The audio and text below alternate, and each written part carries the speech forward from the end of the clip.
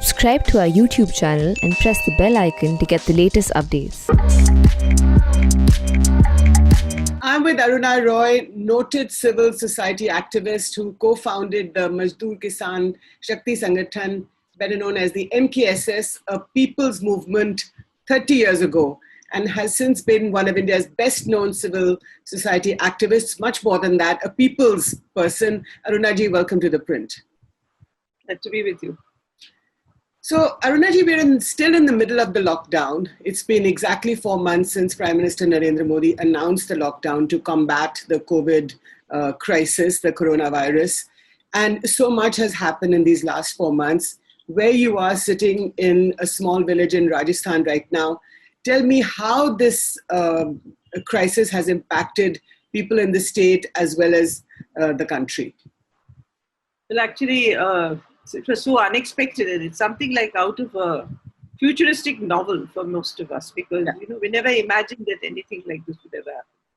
It's two kinds of futuristic novels. One is the science fiction, which told you about huge impact on humanity and what would happen if the entire world was affected by a phenomenon.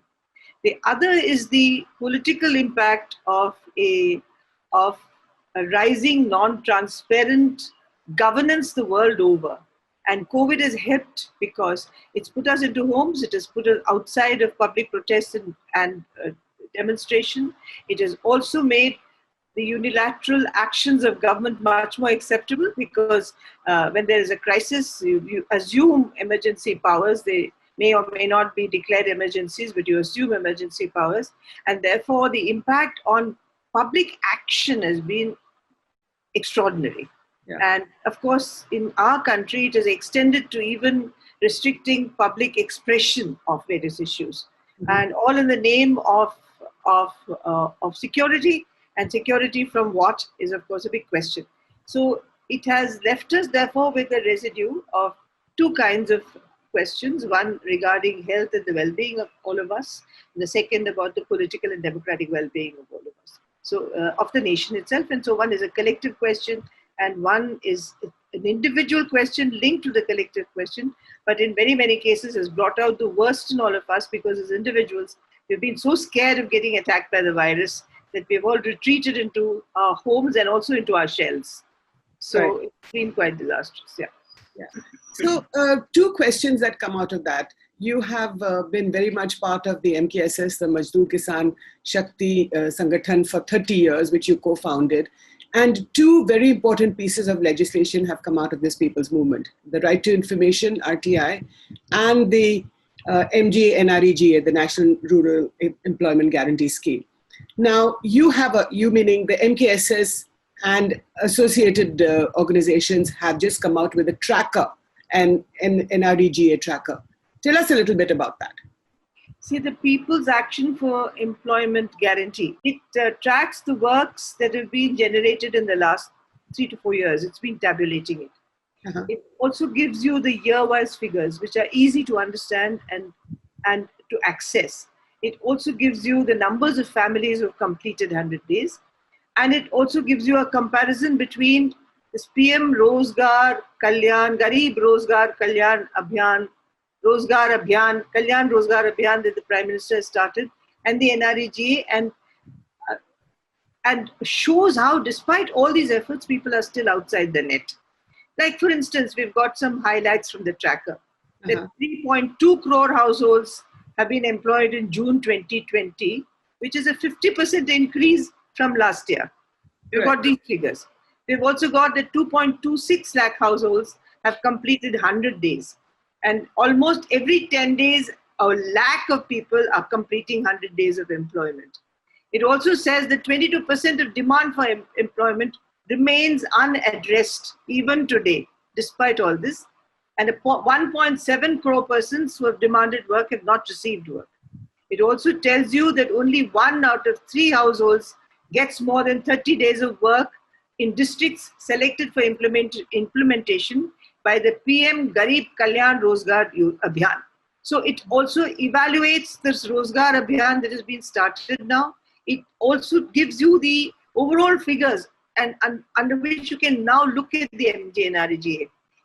one last word is that the irony is that when this government took over, they wanted to keep this as a memorial to the failure of the last government. They said we will keep MGNREGA on as a memorial to the failure of the last government. But this is the only program that has saved rural distress in a massive manner and on a very large scale after COVID, when there's been rank unemployment and there's been poverty and there's impoverishment, plus also hunger.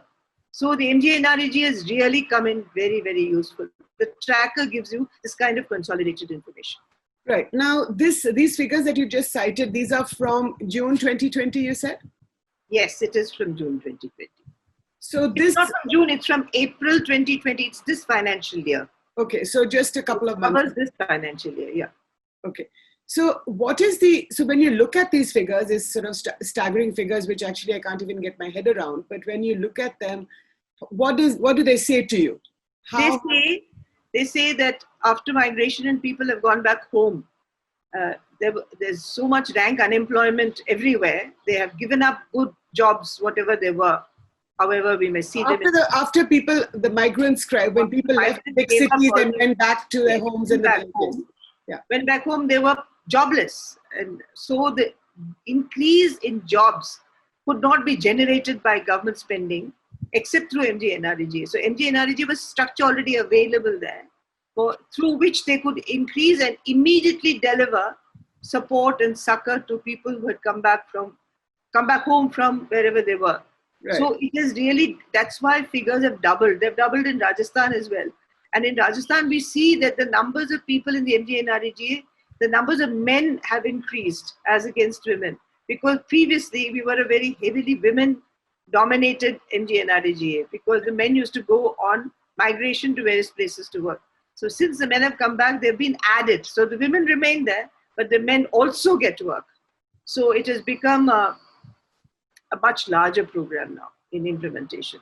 And this has been caused by the COVID crisis. But if you look at it, Aruna ji, it's not as if the Modi government is to blame. This is something that the crisis that, a virus has given us, right? Well, the virus, actually, if you look at the Kerala government and you look at how the state government handled COVID in preparing for it, and in assuring that there would be tracking of the virus, there would be tracking of patients, that there would be methods by which they would be isolated, and various ways that they took of training. They have, of course, an exercise program. So they took all the government strata right from the BDO down, right down to the worker, the SHG worker, train them all to help with COVID mobilization, COVID tracking, COVID support, COVID healthcare, etc., which the government of India did not do through its massive, massive numbers of government employees who could have been put to work and they could have dealt with preventing COVID much better. But this kind of effort did not take place. And of course, the announcement, which gave only 4 hours notice to all those people employed outside to come back home, was absolutely callous. Because it was impossible for a worker working, say, in Kolkata to come back to Rajasthan in just 4 hours.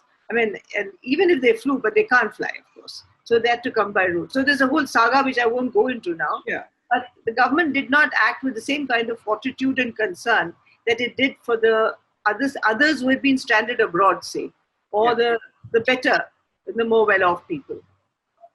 So some of it could also be that you didn't know what you were dealing with, actually, that it was this unknown, this great unknown, right?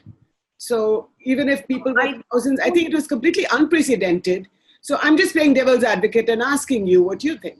Unprecedented it may be, but as an XIS officer who was once trained to look after administration, I know that there are always emergency plans which should be absolutely in place. And since COVID gave us notice from December, it did not happen immediately. It was not something which landed on our lap in 4 hours. The China crisis was December, January. We knew that something like that was happening. Italy happened January, February. We knew that people were getting affected, the tourists were getting affected. We knew that our borders are porous. We also know that our people are everywhere, Indians everywhere. They would come back home. So the question of the possibility of getting it was acute even in this country. But I think we don't ever look at preventive health. And of course, there's the whole notion of public health. which has been shot in the knee by the government. And then we now have insurance instead of the poor getting free medicines and generic medicines from hospitals. So there's a whole syndrome that has been building up for looking at health as a non-issue. Look at the percentage of money we spend on health as against defense and other things. I won't go into all the sum. Would you say, so would you say, Arunaji, that this is a failure of the bureaucratic class? Because as you said, as yourself as an ex-IAS officer. Well, I'm afraid I'm not. I don't think it's the bureaucratic class that failed. I feel it's the central political class that's failed. Because the dictum now comes from the top.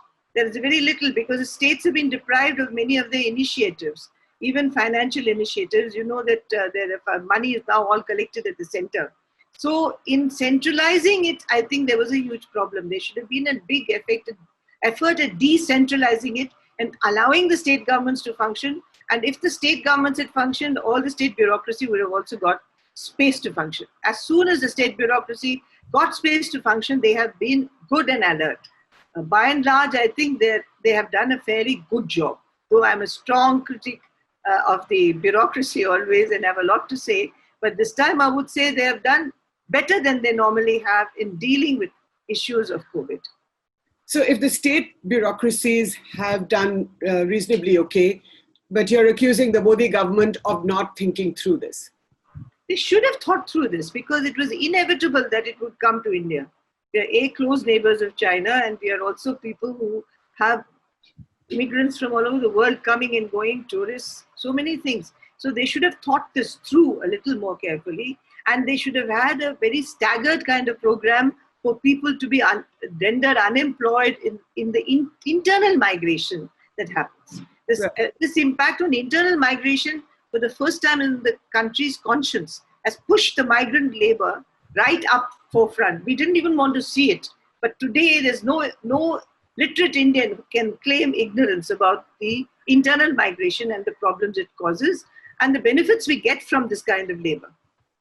So how do you connect the right to information movement with this massive crisis that rural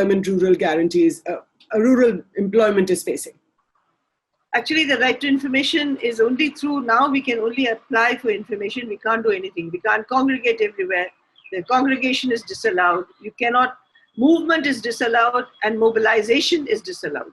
So which are the two main tools of a campaign, that you mobilize and you of course, you move.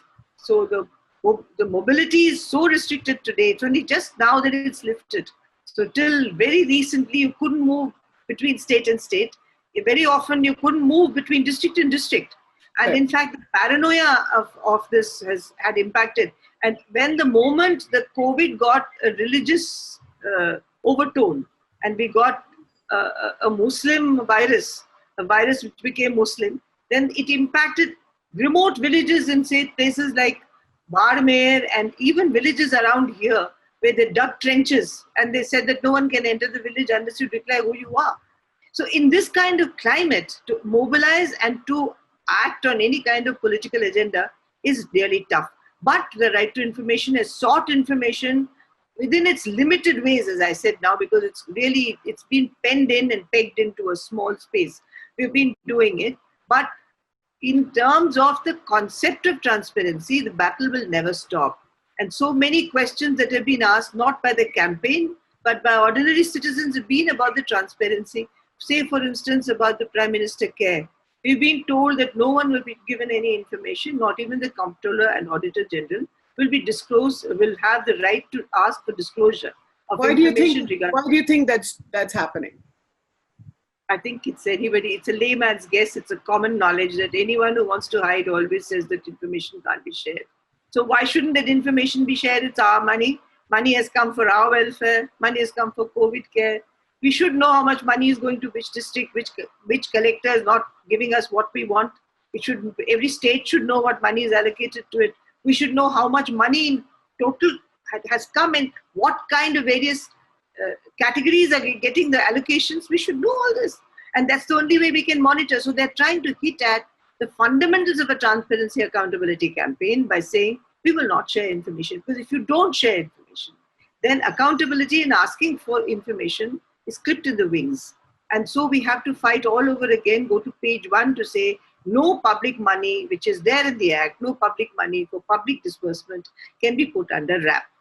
But is this just a PM Cares fund, or do you feel that there is an attack on the concept of the right to information? Concept of transparency and the right to know is being attacked all over the place. Anybody who asks a question today is told that you are violating security. Because if you ask a question, then you're entering into a dispute with the system. And entering into a dispute with the system is the most simplistic and I think most extraordinary illogic, but apparently looks like logic, that if you question this government or you question the state, not the state, but the government, you're questioning the state, which is not the case. Because the state, which is the constitution, gives us complete authority to question our government, which is only termed in terms of that, where we transfer our sovereignty for a certain period of time for them in a very limited way to work for us. So the transparency thing is implicit in the entire democratic process. But when they deny us information, then, and when we ask further or press them, and if they say that any questioning is tantamount to violation of security, then it is quite dangerous. And now we have very dangerous. You have an answer. You've got an answer like that?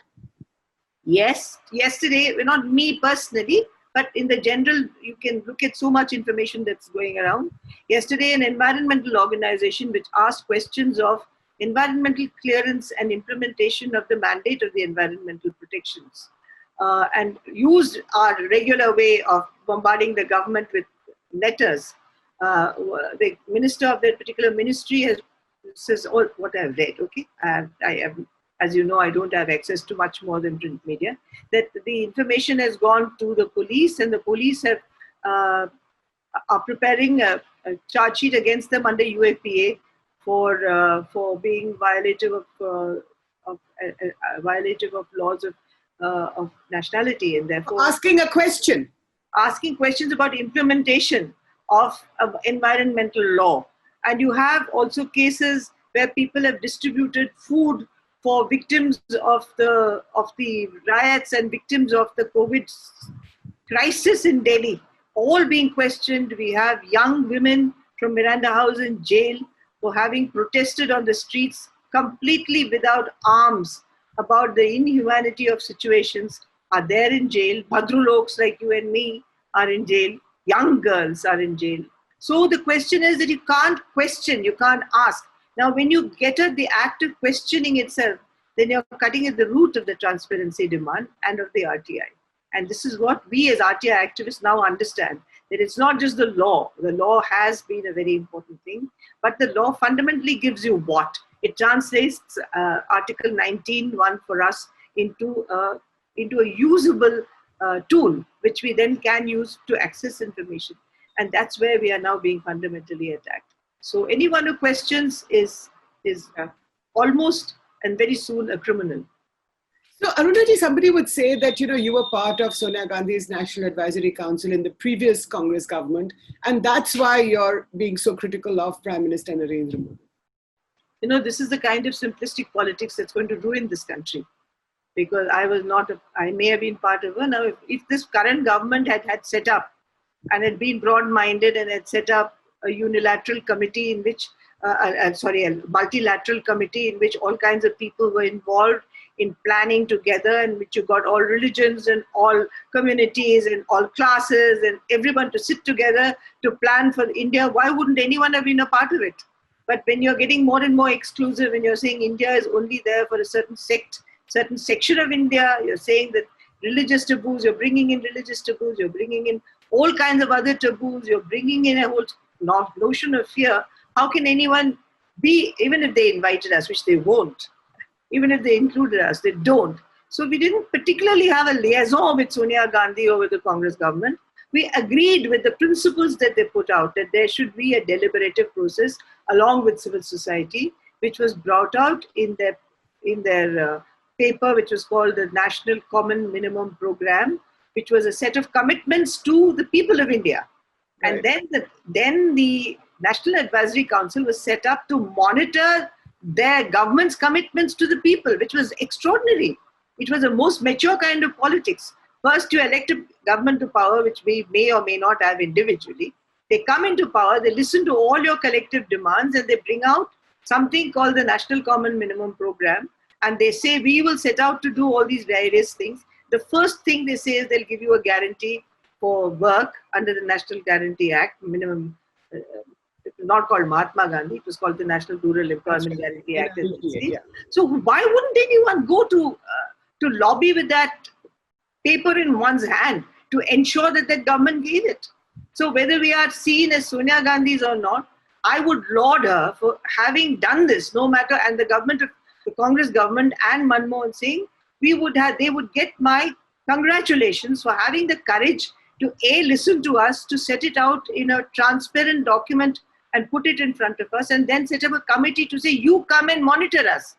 And we were not kind. Let me tell you that there were letters written to the Prime Minister against so many things. We objected to the Green Hunt by Chidambaram. We wrote again and again to the government. All these were public letters. They were printed in various newspapers, sometimes on the front page.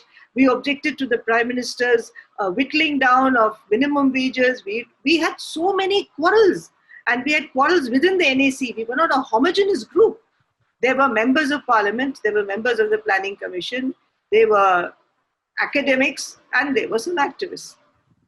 So you would say that if Prime Minister Narendra Modi and his sort of group of men and women, his aides and confidants, and perhaps his cabinet, would reach out to people like yourself in civil society and say, okay, let's all come together and look at the ills that are part of our country, and perhaps let's look at some solutions, you would agree? I said I would have agreed. There is a great deal between I will agree and I would have agreed. What's the difference? When the government came to power, it's brought in a kind of hatred and viciousness, which targeting a minority religious group, minority religious groups, in fact. Now I would like an exoneration before I can enter into a liaison with a government. Today, what does that mean, an exoneration? Exoneration of people who are in jail. There's so many people who are in jail for just voicing what I have voiced. Perhaps they've said it in a different language. Anyway, the message that we are all getting from government is that if anyone speaks out, they'll go to jail. So those who are in jail for the wrong reasons must all be exonerated. They must be let out. For so-called political prisoners, for having a thought which is different from the thought of the reigning government. And for all the period that we were there, we were all of different ideological positions in the NAC. None of us were Congresses in that strict sense. None of us believed in or voted only for the Congress. There might have been some of us who voted for other parties.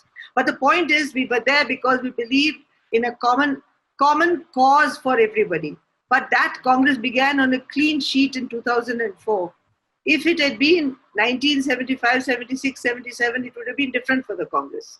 If it had been 1985, it would have been different for the Congress. But this was 2004, when then a lot of things had happened, a lot of committees had sat, a lot of criticism of the Congress had already taken place. And it looked as if they were trying to rejuvenate themselves to get to a place where they would really reach out to civil society and try and address the issues of the very poor and the vulnerable. And as committed to the very poor and vulnerable, there was no choice for any of us who were in that position but to join. And I was mandated to go by so many of the campaigns. And if I join any other such setup, now I'll have to be mandated by all the campaigns I'm part of. It was not a unilateral decision of mine to go and join anything. It was a campaign. Yeah. Many campaigns that decided, yeah. So Arunaji, you said that people who critique the government, criticize it, are being thrown into jail for questioning the government. For people like Sudha Bhardwaj and the so-called Elgar Parishad 11, who, well, apart from Varavara Rao, because he was very ill and now he's in hospital in Mumbai, but there are still people like Sudha and others are in jail, not just there, but across the country. But some would say that during the emergency, Indira Gandhi, then Prime Minister, belonging very much to the Congress party, also threw people into jail. They were political prisoners inside our country, inside India. So what's new about what's happening today? So should we then condone a second ill because we couldn't at that time, I was too young, that you couldn't condone the first ill, that when you make a mistake, because you make one mistake, you must keep on making that mistake? It was a mistake. It was a gross mistake. But do you then condone the second mistake because there was a first mistake? And after all, even after the BJP brought down the masjid in Babri Masjid, even then some of us were in dialogue with our state governments, which were BJP, though we objected strongly to the masjid being destroyed. I mean, you can't simplify. You know, the problem with these arguments that you people pose to us is that it's so simplistic and so black and white. Politics is very dense, as you and I know.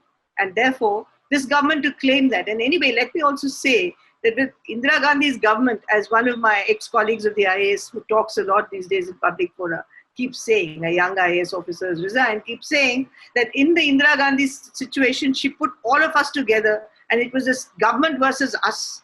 Now, we are putting divisions within society and we are really dividing society into two bits and making them fight and kill each other. And the government is not declaring an emergency, but doing everything to hollow out. If you say you have no right to ask, you're violating the constitution, you don't have to amend Article 19.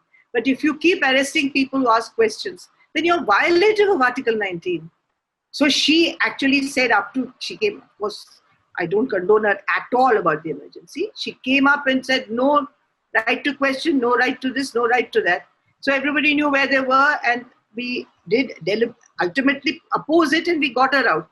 But in this case, there is this euphoria of democracy, but actually on denying all the fundamental values. If you deny the right to freedom of expression, what about Harsh Mandar? What has he done that there should be a case against him for aiding and abetting a riot? Has he ever done that? I mean, is it valid to say to Harsh Mandar that he's done it?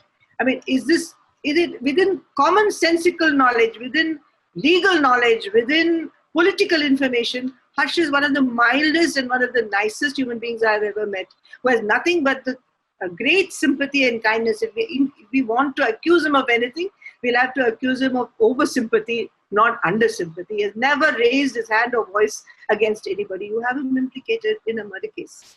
Now, if this is what you're going to say because you take up the cause of people who are poor or people who belong to a different religion or people who are actually, in terms of numbers, fewer than the others, then it's not democracy in any case. It is a kind of emergency. It's a kind of unilateral decision-making. It's a kind of fascism. It's a kind of dictatorship. It's a kind of denial of democracy.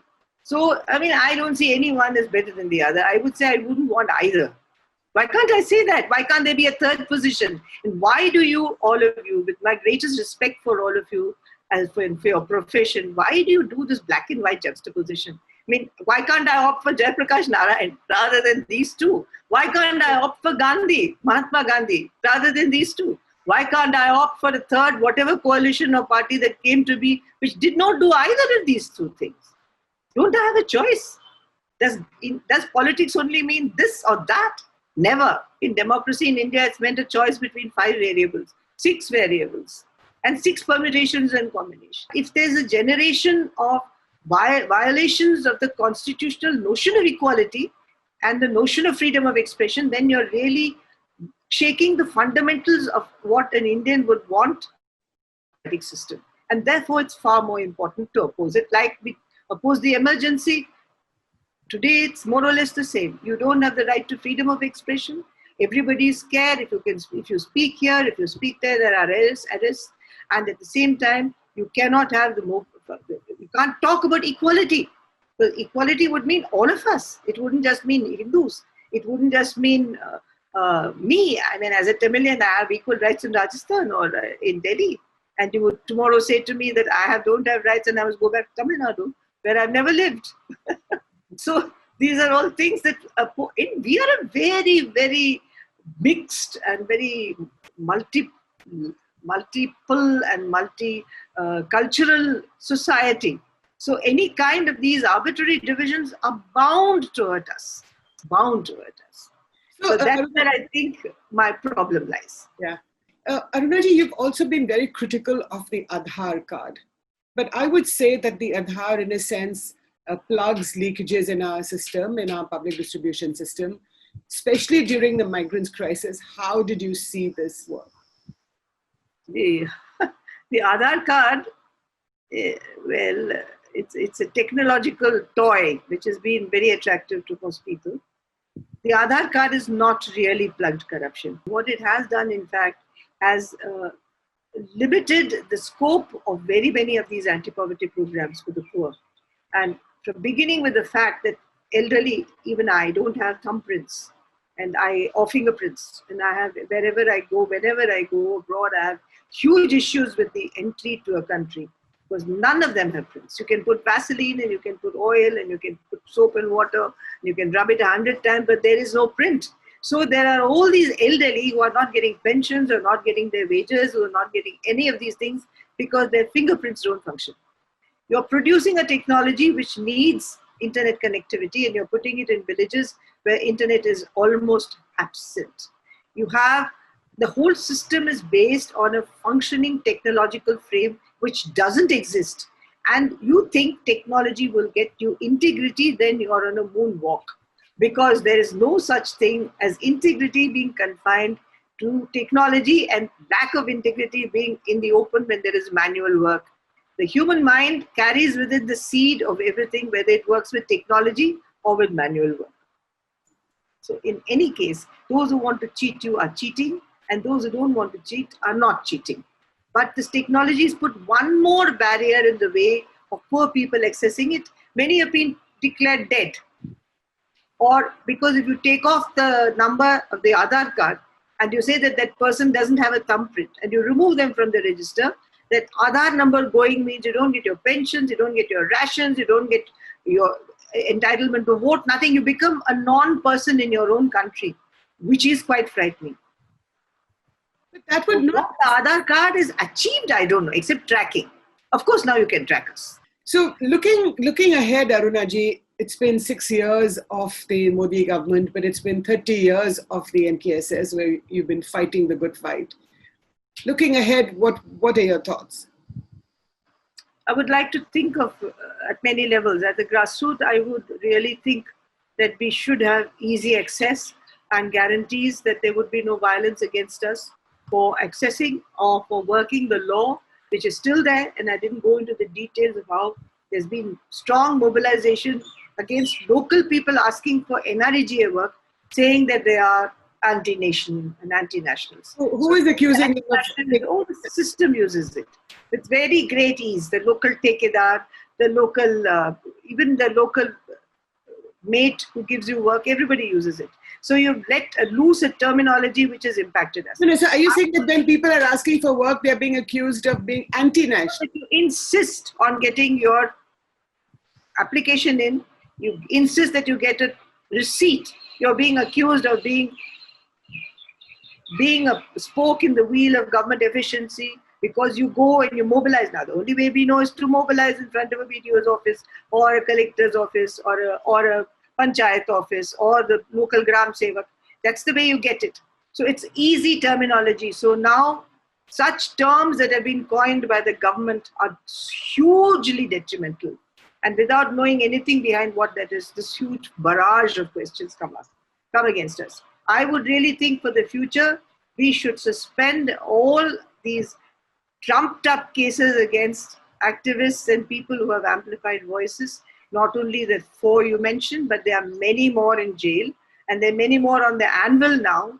And Prashant Bhushan and Yogendra Yadav, well-known names who have been voicing public sentiment in the media without fear, are already being tracked. So, I mean, what is the message I receive when I get all this? Shut up or else. So I would really think, I would like a government would say, speak and speak freely. Come to the table and negotiate. You can speak, this is your country. It's my country as much as it is the government's country. I claim total rights and I claim ownership of India. It's mine. So how can I be told that you're not part of it? And on what grounds? Just because I have a different point of view? This can't be. So India must have the expansiveness that it normally enjoyed, despite small lapses when we forgot about it, in having a free and fearless population, which can express itself in issues. And of course, there have always been methods of sifting the right from the wrong and sifting the deceit from the from the correct answers or questions. Or just do it. I mean, this kind of behavior will lead us in one day to a system where I think all of us will be denied all rights. And I don't think that's a future I really look forward to seeing in India. I was born a year before independence, and I've seen India right through with all its good and bad. And I think this was a scenario which 10 years ago I would have found impossible to believe that my country would ever become like a totalitarian country where you would not be able to voice your opinion, you would not be able to have movement freely, where you would not be able to express things, and that I would be restricted. So totalitarianism is not only linked to socialist governments, it is linked to any government that is undemocratic. And that by not being democratic is linked to any kind of political system or political ideology once there is no transparency and no accountability. That's why I come back to my original issues, that transparency and accountability are vital, and to ensure transparency and accountability, you need the right to question. Arunaji, thank you so much for your time, for speaking so passionately, for making us all think beyond the envelope. Thank you again for speaking to The Print. And please follow us, watch us, tell us, give us your suggestions, and subscribe to our YouTube channel. And please tell all your friends and family. Thank you.